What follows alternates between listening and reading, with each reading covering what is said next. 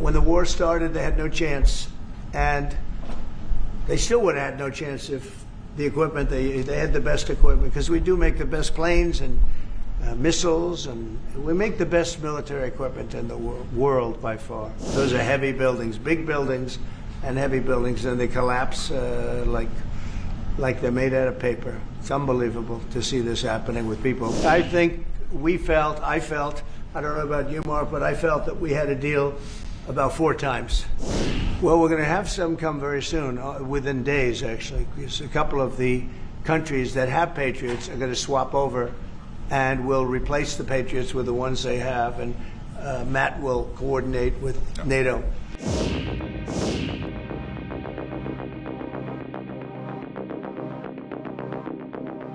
Thank you very much.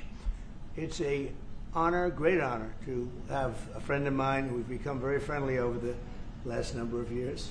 We knew each other before, but Mark is the head of NATO, Mark Rutte, Secretary General of NATO. Highly respected by everybody that knows him, but in particular the European countries. They have great reliance on him, and he's done a fantastic job. And we had a tremendous meeting, I guess it's about a month ago, and I think Mark will tell you that it was really perhaps more important the date of November 5th. That was the election day. Maybe that was the most important, because we made tremendous progress together. And one of the reasons that you're here today is to hear that we are very unhappy, I am, with Russia. But we'll discuss that maybe a different day. But we're very, very unhappy with them, and we're going to be doing very severe tariffs if we don't have a deal in 50 days. Tariffs at about 100%. You'd call them secondary tariffs. You know what that means. But today we're going to talk about something else. And as you know, we've spent $350 billion approximately on this war with Russia and Ukraine, and would like to see it end. It wasn't my war, it was Biden's war. It's not my war. I'm trying to get you out of it. And we want to see it end. And I'm disappointed in President Putin, because I thought we would have had a deal 2 months ago, but it doesn't seem to get there. So based on that, we're going to be doing secondary tariffs if we don't have a deal in 50 days. It's very simple. And they'll be at 100%. And that's the way it is. That can be more simple. It's just the way it is. I hope we don't have to do it. But regardless, we are going to be, we make the greatest military equipment in the world, whether it's missiles. You saw that recently in Iran, the way those planes flew in. They hit every single, 14 bombs hit every target. Then you had the helicopters shoot a total of 30 bombs, 30 missiles, and they hit every single, Marco, is that right? Every single, Pete? Every single target. And it was, I guess, on a scale of 0 to 10, they say it was about a 15. That's how successful it was. That's how lethal it was, a word they like to use nowadays. But it was an amazing, well-organized attack that people in this country want to do for 24 years. You know, when we had the pilots in last week, they were saying, sir, we've been practicing this for 24 years, meaning people, not them, but other people that are a little older now. But they too, and you were the one that let us do it. But we've been practicing it 3 to 4 times a year for 22, 24 years, because they always knew they had to stop Iran from doing what they were doing, which is trying to come up with a nuclear weapon, a nuclear bomb. And we did it very successfully.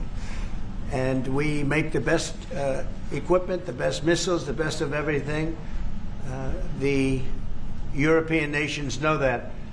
And we've made a deal today, and I'm going to have Mark speak about it, but we've made a deal today where we are going to be sending them weapons, and they're going to be paying for them. The United States will not be having any payment made. We are not buying it, but we will manufacture it, and they're going to be paying for it. Our last meeting of a month ago was very successful in that they agreed to 5%, which is more than $1 trillion a year, so they have a lot of money. And these are wealthy nations. They have a lot of money, and they want to do it. They feel very strongly about it, and we feel strongly about it, too. But we're in for a lot of money, and we don't want to do anymore. And we can't. but we make the best, and we're going to be sending the best to NATO, and in some cases to maybe, at Mark's suggestion, if we go to Germany, where they're going to send early on missiles, and they'll be replaced, and NATO's going to take care of it. It's going to be coordinated by NATO, and they're going to work very much with Matt Whitaker, who's right here, who's a great ambassador, and Matt's going to be coordinate. You better do a good job, Matt. I will. But Matt's going to coordinate. He's a very talented guy. He's going to coordinate everything. So in a nutshell, we're going to make top-of-the-line weapons, and they'll be sent to NATO. NATO may choose to have certain of them sent to other countries where we can get a little additional speed, where the country will release something and it'll be mostly in the form of a replacement. And I'd like to have Mark, and again, just a highly respected, pretty young guy for having had the career that he's had, because he had an amazing career before going to NATO. So we spent a lot of time together over the last couple of months. And if you could say a few words. Absolutely. Thank you. No, Mr. President, dear Donald, this is really big. This is really big. You called me on Thursday that you had taken a decision. And the decision is that you want Ukraine what it needs to have to maintain, to be able to defend itself against Russia, but you don't want Europeans to pay for it, which is totally logical. And this is building on the tremendous success of the NATO summit, the 5%, but also the decision to keep Ukraine strong and the decision to increase our defense industrial production. So based on that, that was Europe stepping up. This is again Europeans stepping up. So I've been in contact with many countries. I can tell you that at this moment, Germany massively, but also Finland and Denmark and Sweden and Norway, the United Kingdom, the Netherlands, Canada.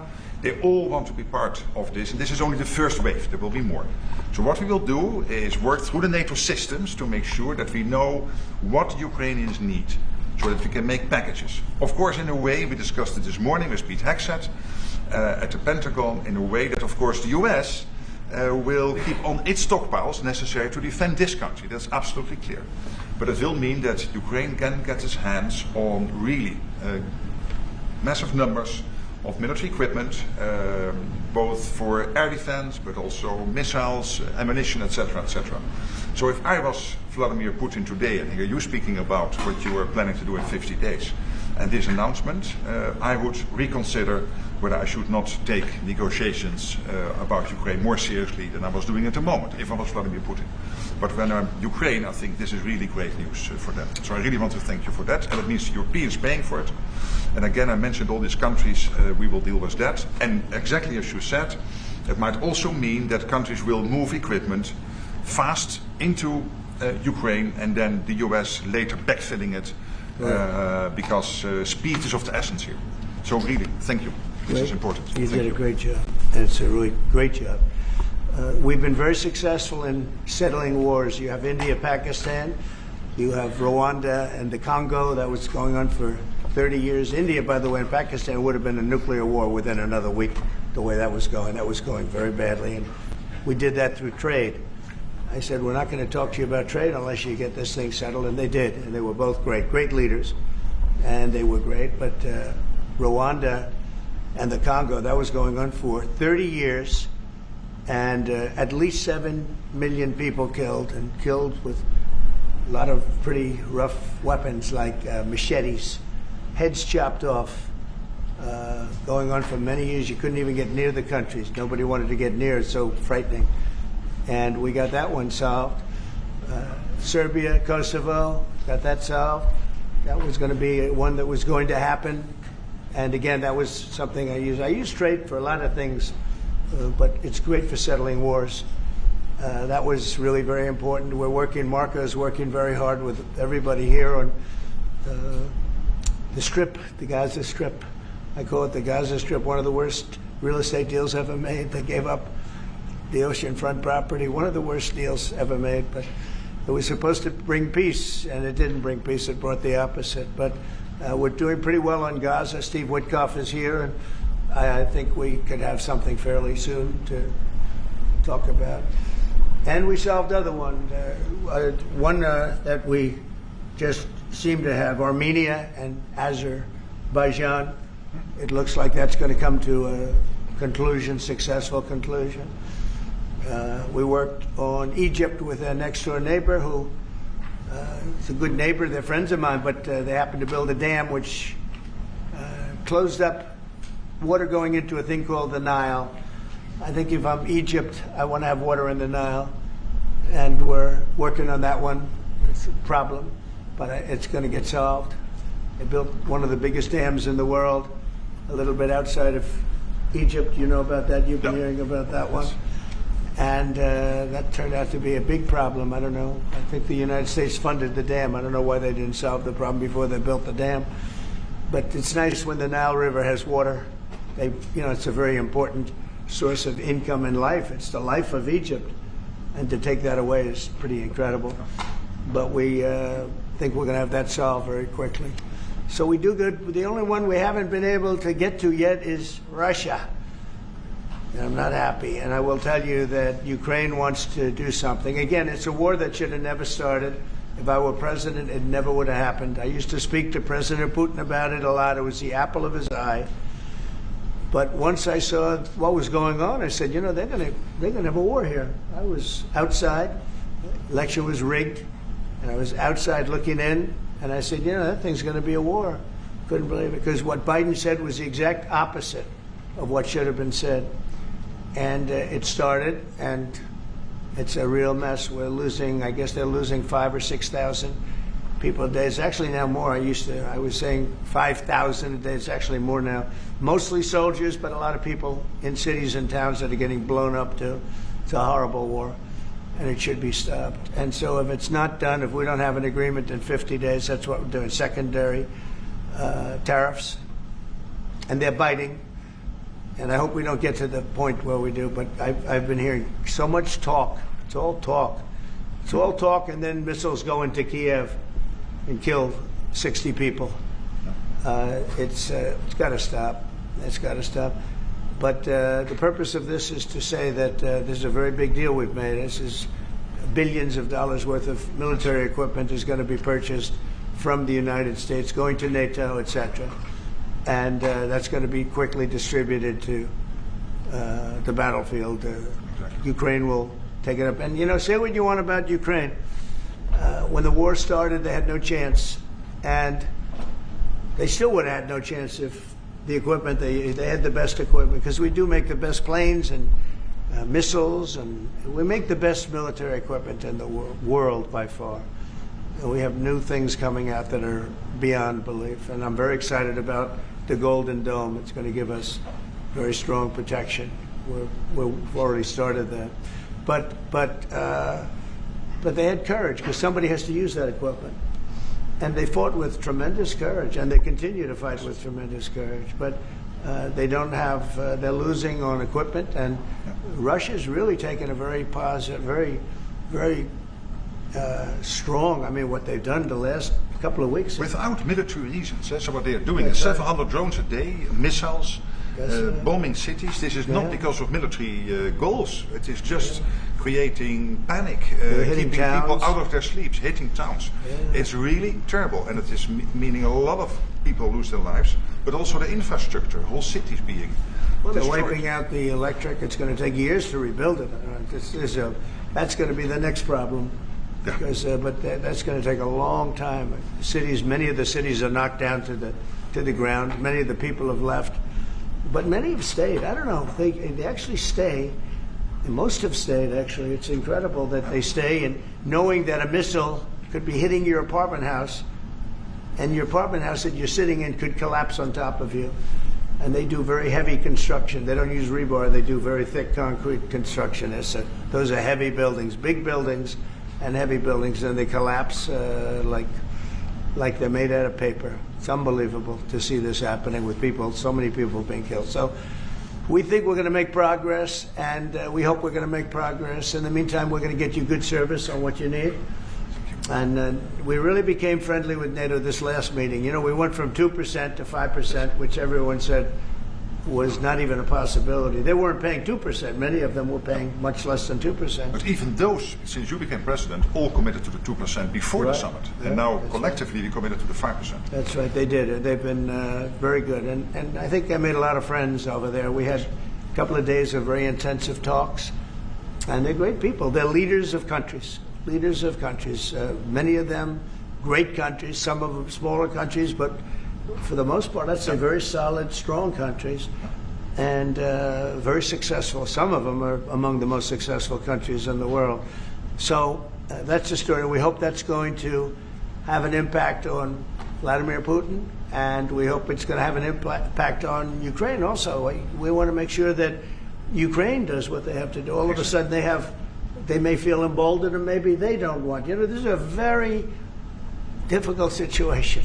Ukraine wants a peace deal. I think so. And they will stay committed to that. There's no doubt. They want it. But the Russians have to become serious. They have serious. to continue to want it, though. Yeah, I agree. But you and I will make sure of that. All of a sudden they get you and I will make sure of that. We'll make sure. I feel confident that they will do what has to be done. Plus, we have certain parameters that both sides know, and we already know what should be done.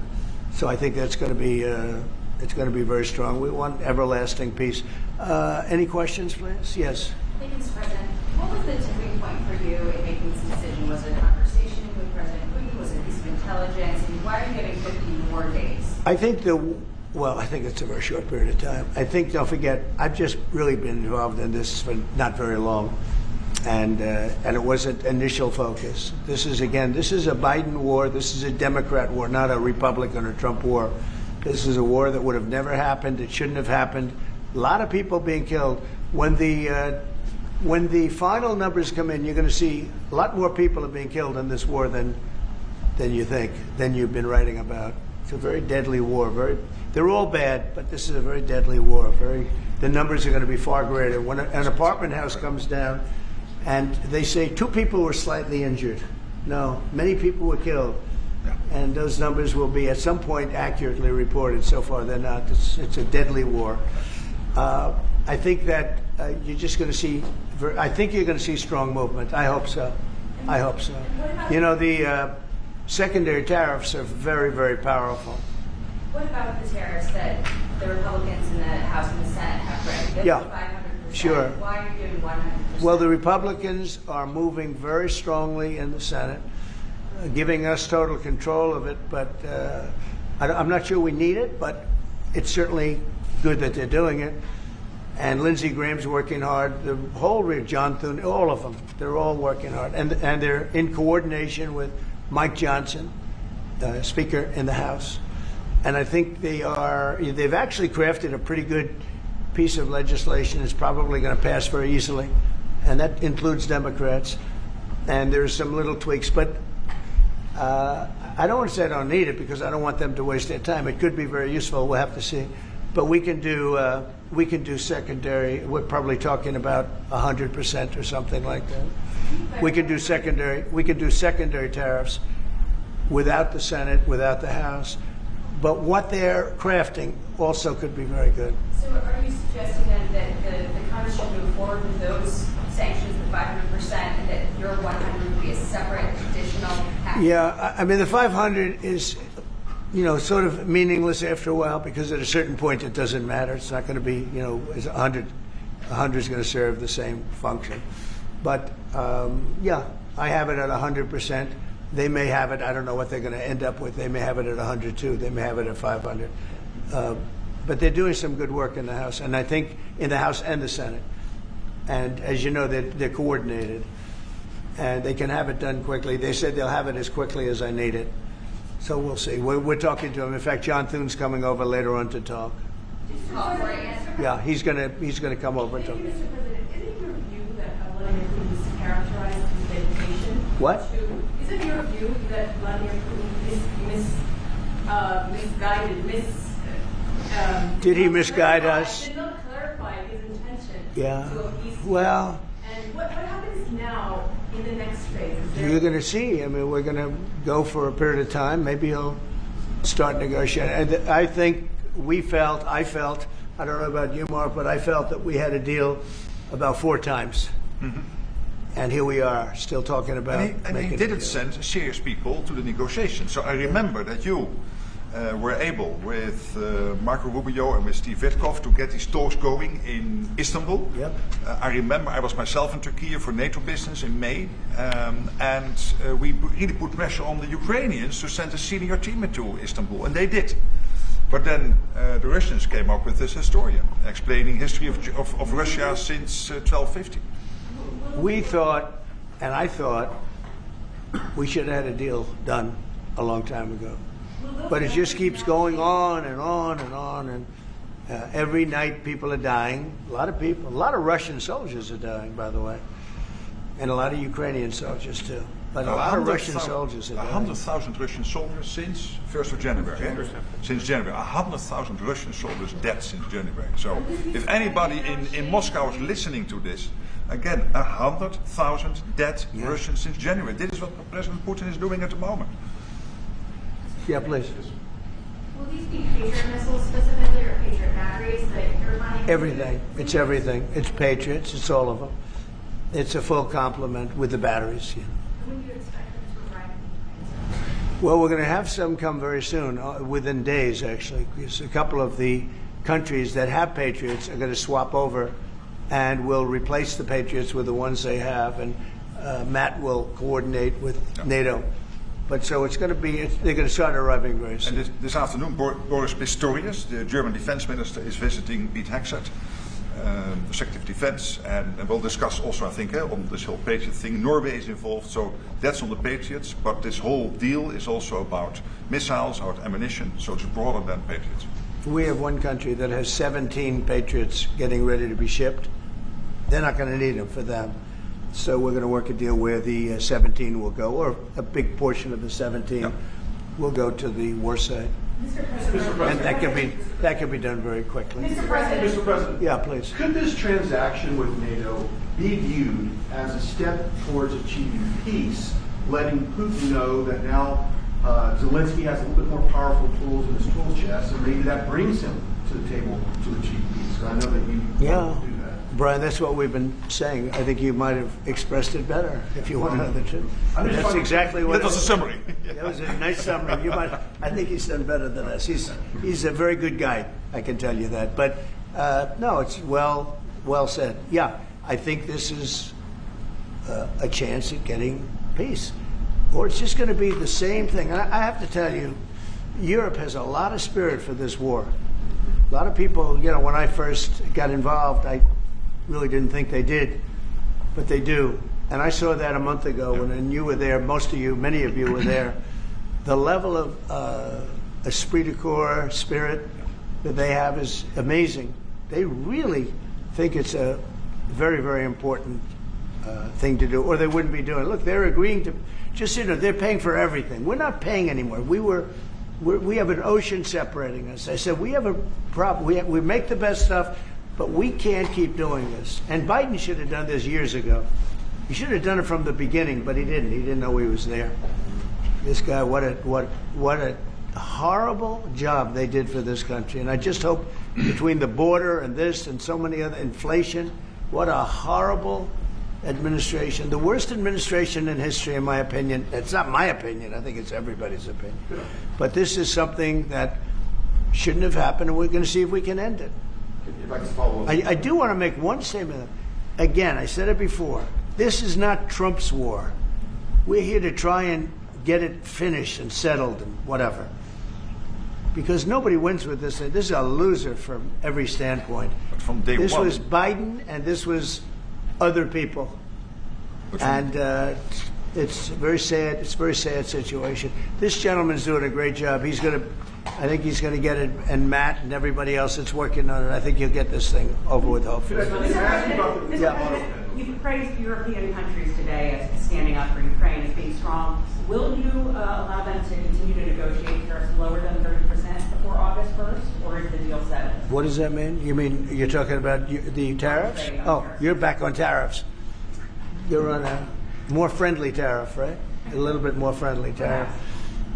No, we're going to be talking to people. We have, I watched a show this morning. They were talking about, well, when's he going to make the deal? The deals are already made. The letters are the deals. The deals are made. There are no deals to make. They would like to do a different kind of a deal, and we're always open to talk. We are open to talk, including to Europe. In fact, they're coming over. They'd like to talk to us. Mr. President, is there any concern about the U.S. stockpiles? There was a pause in delivery of weaponry to Ukraine in order to evaluate, apparently, the U.S. stockpiles. What came out of that? Evaluation. I mean, this was a very big, what we're talking about today is a very, very big day. And what Pete was doing, and me too, I knew what Pete was doing, was evaluation, because we knew this was going to happen. And now we actually announced it. They voted on it. It's all been done. So obviously that has a big impact on, you know, when you say pause, obviously you're not going to be doing things if you don't know what's going to happen here. But we were pretty sure this was going to happen, so we did a little bit of a pause. But this is a very big, event today. This is something very big. If the UN escalates further, how far are you willing to go in response? In what? How far are you willing to go if Putin were to escalate, send more bombs? Don't ask me a question like that. How far? I don't know. I want to get the war settled. They're not Americans that are dying in it, and you know I have a problem, and JD has a problem. It's a stance that he's had for a long time. They're not Americans dying, but there are a lot of people dying, and on something that should be able to be settled. And we all agree with that. This group of people, that, you know, we want to defend our country, but you know, ultimately, having a strong Europe is a very good thing. It's a very good thing. So I'm okay with that. Yeah, please, in the back. Yeah, is there a ceiling on what the Europeans are willing to pay for? And it sounds like, well, are you ruling out the U.S. paying from the additional weapons to withdraw that authority? Shall I try to answer Please. that? Because Yeah. basically what the president is saying, that he is willing, of course, taking consideration what the US needs itself. So it's not that you can have a shopping list and you can order whatever you want, because the US has to make sure that the US keeps his hand on what the US needs, also to keep the whole world safe, because in the end you are the police agent of the whole world.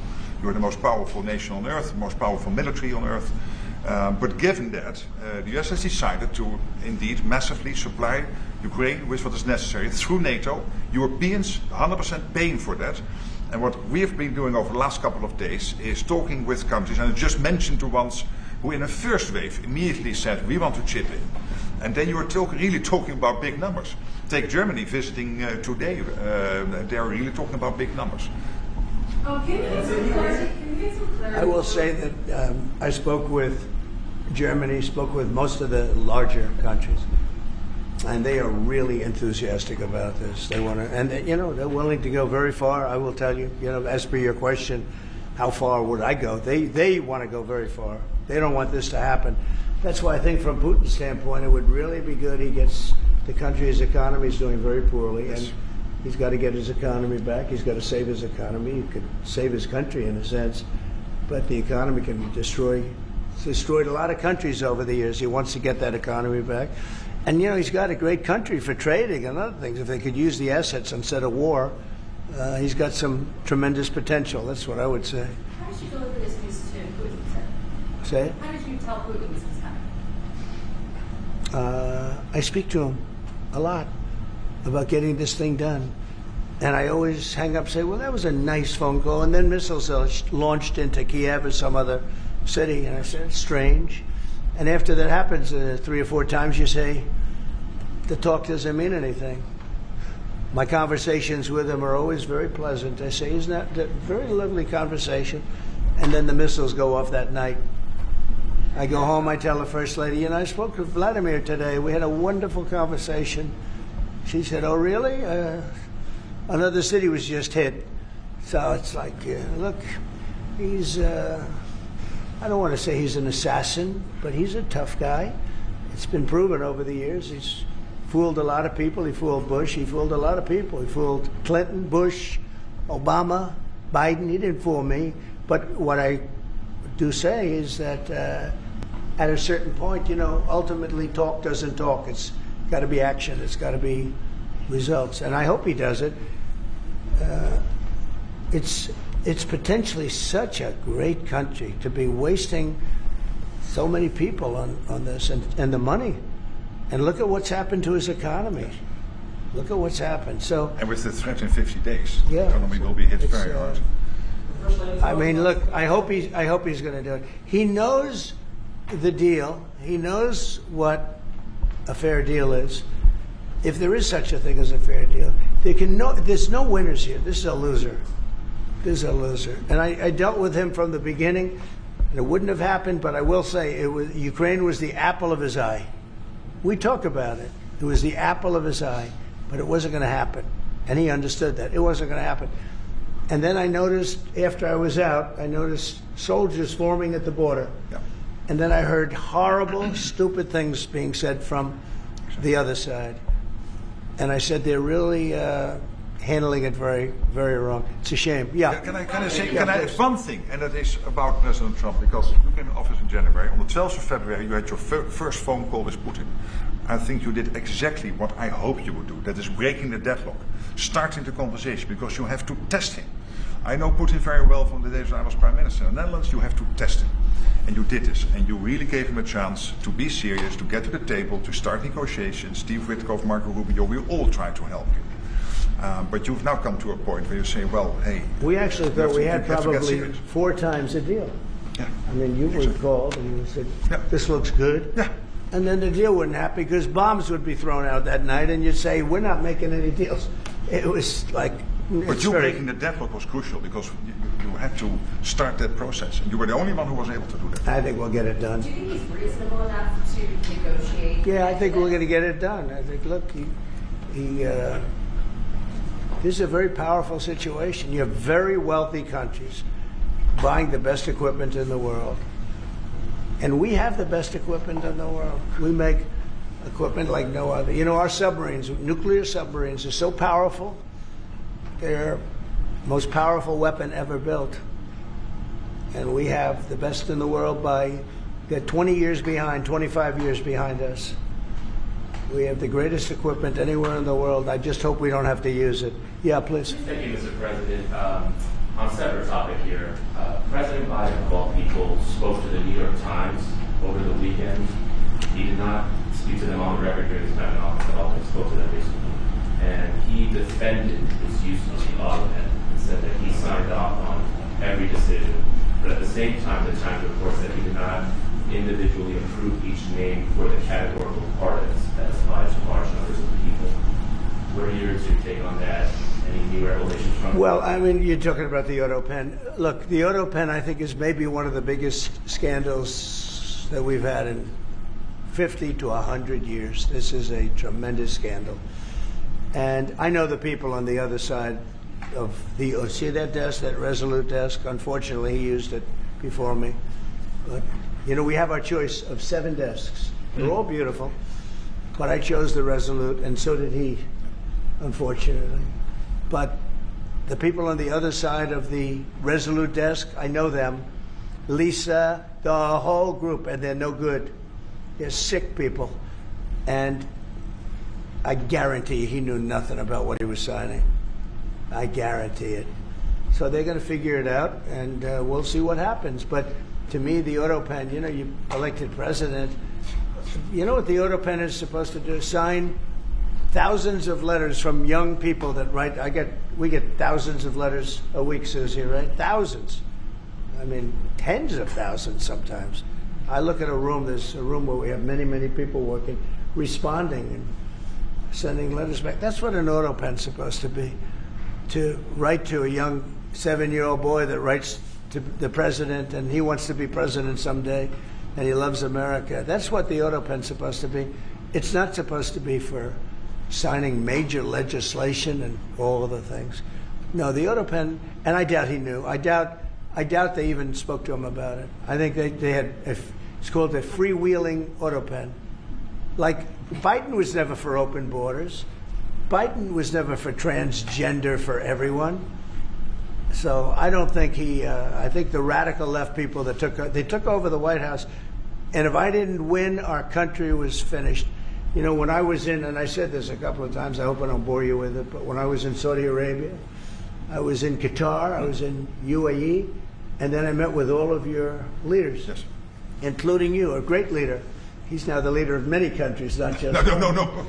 But I met with a lot of leaders over the last 2 months in the Middle East and all of the NATO countries. And I will tell you, they had one common phrase: They thought America was dead 1 year ago, and today they say, and they all say it, and I hope you'll back me up in this, but they say now it's the hottest country anywhere in the world. It is. Look at our numbers. Look at the numbers we made. You see, we made $25 billion last month. We didn't make that for years. The tariffs are kicking in. The economy is very strong, even though we have a Fed person who's terrible. He doesn't know what the hell he's doing, but that's all right. We blow through interest rates. We're doing so well, we blow through it. Be nice because people would be able to buy housing a lot easier. But think of it. We thought your country was dead, and they were dealing with China because they were really going to China. But not anymore. But we thought your country was dead, and now you have the hottest country anywhere in the world. So we've done a really good job, and it's an honor to have this man. This man is a star, and he's going to be dealing with another one of my stars, Matt, and you're going to do a great job, Matt Whitaker.